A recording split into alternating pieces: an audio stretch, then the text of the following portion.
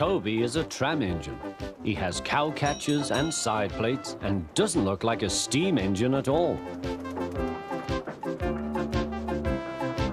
He takes trucks from farms and villages to the main line and is cheerful to everyone he meets.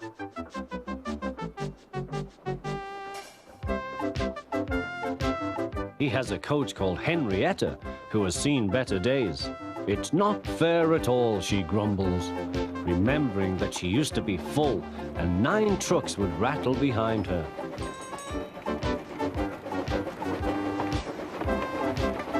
Now there are only 3 or 4, but the farms and factories send their goods mostly by lorry.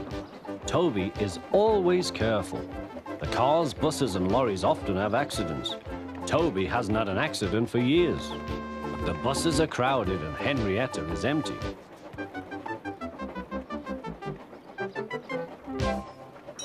A lady and a stout gentleman stood on Toby's platform.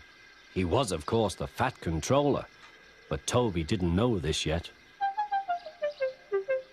"Come on, grandfather," cried the children. "Do look at this engine."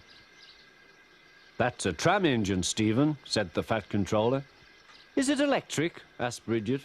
"Hush!" hissed Toby. "Shh, shh," said her brother. "You've offended him." "But trams are electric, aren't they?" "They are mostly, but this is a steam tram." "May we go in it, grandfather? Please?" "Stop," said the fat controller to the guard. They all scrambled into Henrietta. "Hip, hip, hooray!" chanted Henrietta. But Toby did not sing. "Electric indeed, electric indeed," he snorted.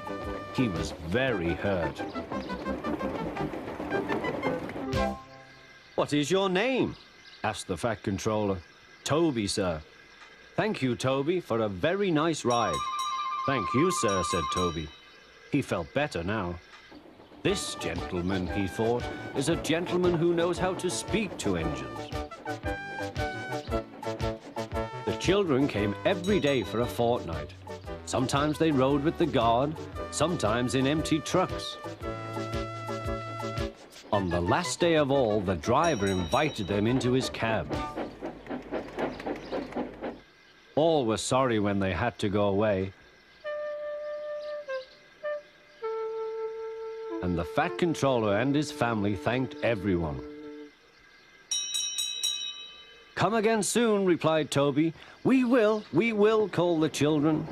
And they waved till Toby was out of sight.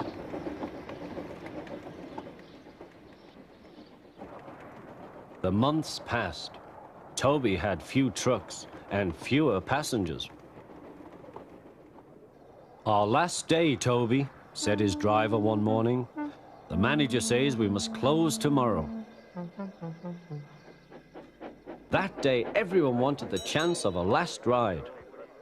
The passengers joked and sang, but Toby and his driver wished they wouldn't.